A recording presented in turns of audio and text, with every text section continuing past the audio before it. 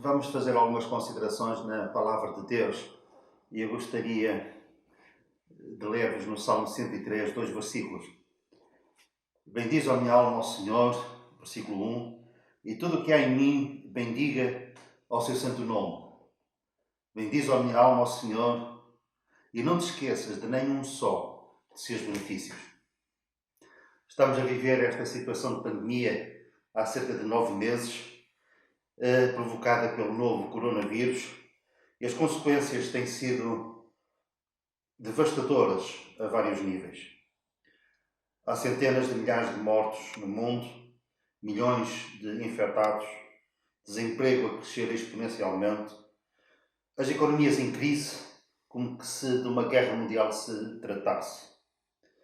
E há medo. Os políticos têm medo, as entidades financeiras estão com medo, as pessoas estão com medo. Nós sabemos que nestes dias visualiza-se algo promissor. Várias vacinas estão para sair em breve. Pensa-se que com uma eficácia considerável. Estamos no dia 29 de novembro de 2020 e penso que essas expectativas que são sólidas e que são legítimas. Eu pessoalmente creio que esta guerra contra a Covid-19 será ganha. Não de um dia para o outro, mas com a sabedoria que os cientistas têm tido, sabedoria dada por Deus, apesar de muitas vezes não ser reconhecido como tal, e também devido à aprendizagem que a população mundial tem tido com esta experiência, nós vamos ultrapassar esta situação. Claro que não podemos usar o slogan de que tudo irá ficar bem. Não. Nem tudo irá ficar bem. Nós não nos podemos esquecer daqueles que ficaram para trás e daqueles que neste campo de batalha ficaram feridos e estão feridos.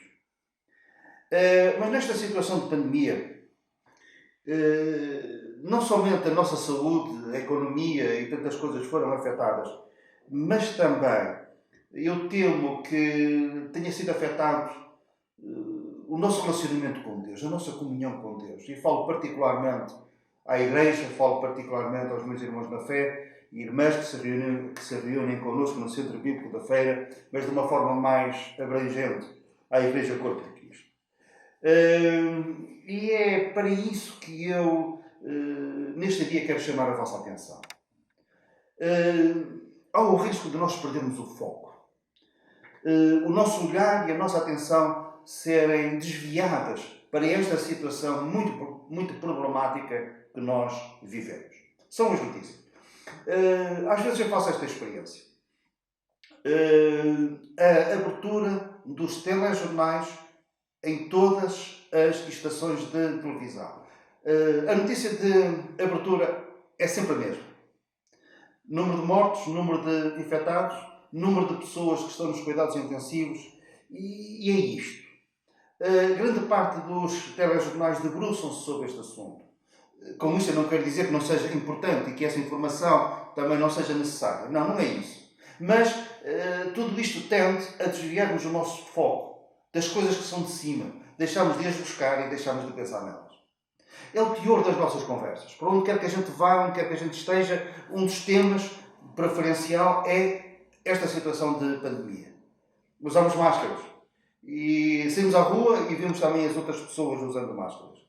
E é isto. É este receio que também temos de que o nosso relacionamento com Deus seja desvirtuado, seja arrefecido, a nossa comunhão, a nossa dependência, o deixarmos de ter a prioridade nas coisas espirituais. Nós somos exortados a que a palavra de Deus habite no nosso coração abundantemente.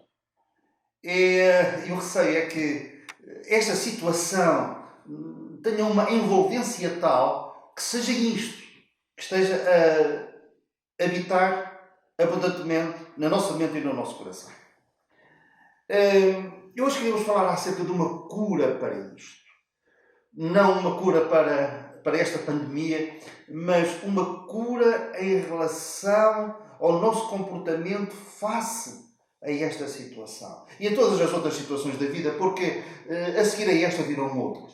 E se nós aprendermos isto, se nós vivenciarmos isto que irei falar, com certeza que isto vai alterar muita coisa. Vai alterar o nosso posicionamento nesta situação e em situações de dificuldade e de provação. A cura da gratidão. Mesmo nesta situação, experimentemos ser gratos. Como? Vamos exemplificar. Jesus era grato. Havia uma razão de fundo para ele ser grato. Ele era manso e humilde de coração. A pessoa orgulhosa não é grata, não é agradecida. Alguém me disse uma frase que eu fixei. E a frase é esta. A gratidão é uma linda flor que nasce no túmulo do orgulho. Isto é, para nós sermos gratos, não podemos ser orgulhosos. E então Jesus era manso e humilde de coração, e por isso ele era grato. E muitas vezes ele manifestou essa característica do seu caráter, da sua personalidade. Por exemplo, antes de ele multiplicar os pães e os peixes, ele deu graça. Antes de ele ressuscitar Lázaro, ele disse: Pai, de graças te dou.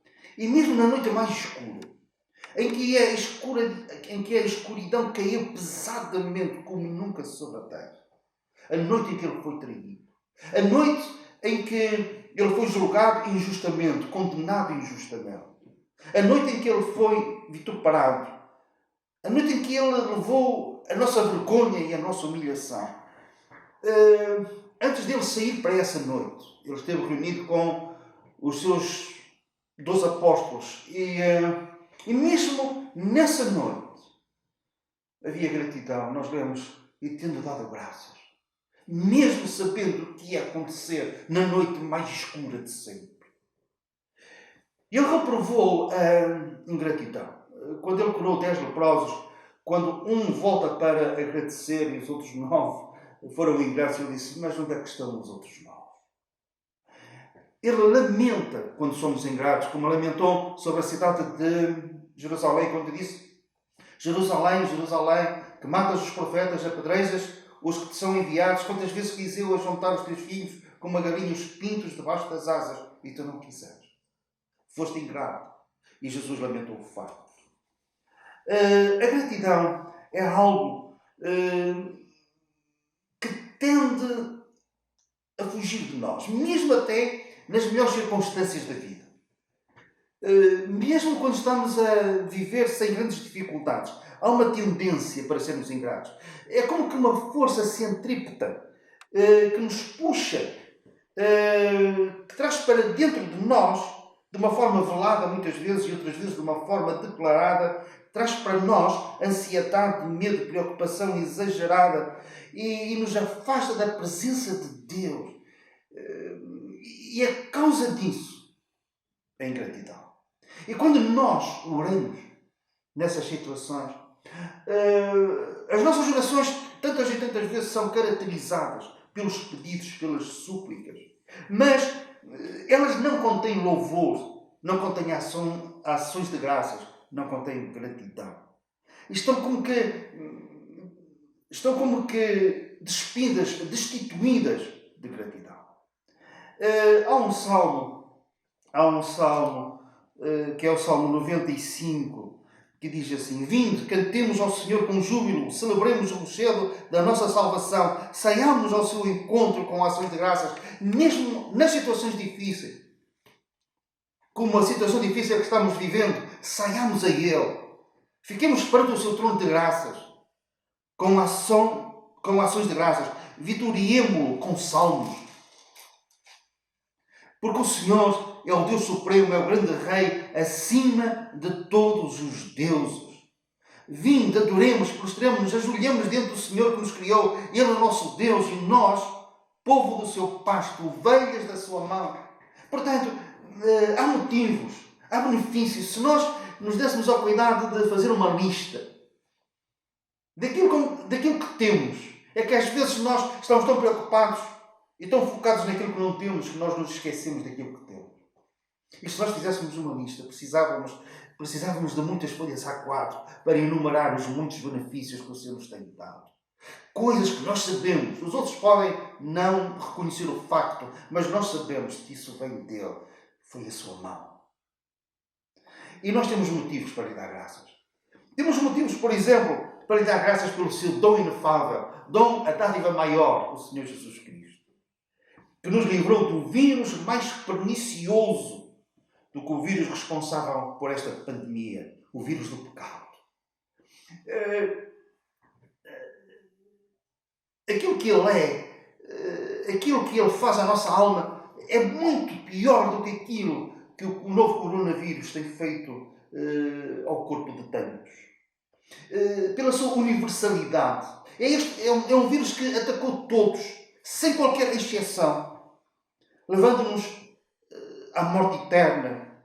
Se não for removido, e pode ser removido.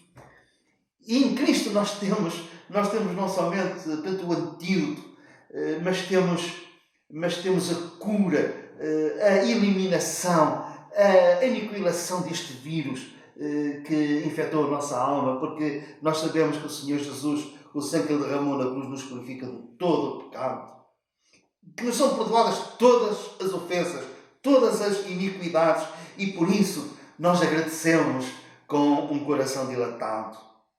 Mas nós podemos nos abeirar nestes tempos da presença do Senhor pelo seu cuidado que Ele tem tido em relação a nós. Eu conheço um irmão na fé que já há muito tempo está a viver tempos difíceis, situações difíceis. E ele às vezes fala comigo e diz isto: já não sei como orar, mas uma coisa eu sei. Há muitas coisas que eu não entendo, mas eu sei uma coisa: o Senhor não se esquece de mim. Venha o que vier à nossa vida, aconteça o que acontecer, nós podemos nos abeirar dele com ações de graças e podemos dizer: Senhor, eu sei que tu não te esqueces de mim. Ele está ao nosso lado. Devido à sua soberania, devido ao seu controle, eu costumo dizer que para o Filho de Deus, para aquele que crê em Cristo, não há sorte, não há factos aleatórios. Não. Há uma mão por detrás de todas as coisas que age, que trava, que permite, mas que faz com que todas as coisas juntamente contribuam para o nosso bem, e por isso nós estamos gratos. E nós temos alcançado objetivos, temos ultrapassado metas. E as pessoas muitas vezes não dizem, mas pensam. Mas às vezes dizem: fostes tu. Mas nós sabemos. Às vezes dizemos, outras vezes não. Mas nós sabemos que, e nós nos lembramos, como diz Deuteronômio, capítulo 8, nós nos lembramos do Senhor, nosso Deus, porque é Ele que nos dá forças. Para ganharmos, para vencermos obstáculos, para triunfarmos, mas a nossa força vem dEle. E como Pedro, depois daquela pesca maravilhosa, Jesus estava na praia e se calhar alguns estavam a pensar na grande mestria, na grande habilidade de Pedro, o pescador, mas quando ele vê que o barco quase que se afundava com o peso dessa pescaria, ele aponta para a praia onde estava Jesus e aponta e diz: é o Senhor, foi Ele e não eu. E nós somos gratos. E damos ouvidos à voz mansa e suave do Espírito Santo, que nos relembra, nesses momentos de triunfo e de vitória, que toda a boa dádiva e todo o dom perfeito são lá do alto, desce do Pai das luzes, e a Ele devemos a nossa gratidão. E os talentos que nós lhe damos, e os dons que nos foram dados a quando da nossa conversão, vêm dEle. E tudo é dEle. Porque tudo foi criado por Ele e para Ele. E o salmista dizia: dele é o mar, pois Ele o fez. Obra das suas mãos, os continentes, tudo é dele. E no outro salmo nós lemos, por exemplo, no Salmo 50, porque meu é todo o animal da selva e as alimárias sobre as milhares de montanhas. Conheço todas as aves dos montes e minhas são todas as feras do campo. Tudo é dele. E portanto não temos que nos vangloriar como se não o tivéssemos recebido. E isso deve gerar em nós gratidão e ação de graça. O universo é dele. Há um versículo que muitas vezes é citado e muitas vezes também é mal citado. O versículo é: o sol se levanta todos os dias sobre bons e maus. Mas o versículo tem mais uma palavra. O versículo é assim: o seu sol se levanta todos os dias sobre os maus e os bons. É o seu sol, não é o sol, pura e simplesmente, é o sol de Deus, porque foi criado por Ele. E um dia, o Senhor virá e vai reivindicar aquilo que é seu. Aquilo que disse: minha é prata, meu é ouro. O cosmos, o universo, a terra, os animais, as pessoas, tudo foi criado por Ele e para Ele. E um dia, Ele, como herdeiro de tudo, o Senhor Jesus, Ele virá e vai reivindicar a sua herança. E vai dizer: é meu, é meu, é meu. Tudo é dele. Criado por Ele e para Ele. E quando isso acontecer, Ele vai repartir connosco a sua herança. Porquê? Porque se somos filhos, e nós somos filhos pela fé em Cristo, e os filhos de Deus vão herdar. Se somos filhos e nós somos filhos, somos também herdeiros. Herdeiros de Deus e co-herdeiros com Cristo. E também por isto nós lhe somos gratos.